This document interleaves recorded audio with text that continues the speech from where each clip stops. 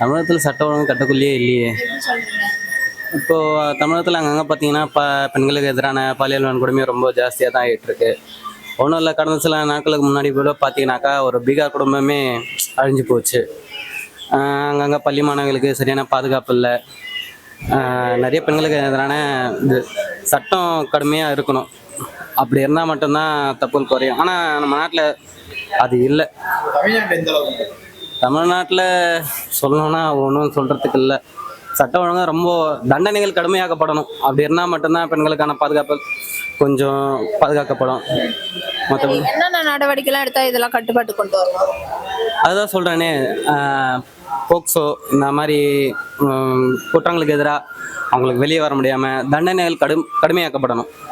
அந்த மாதிரி பண்ணால் மட்டும்தான் கொஞ்சமாச்சு மாற்றங்கள் வரும்னு நினைக்கிறேன். என்னோட கருத்து அது. இதுக்கு முக்கிய காரணங்கள் யாரு?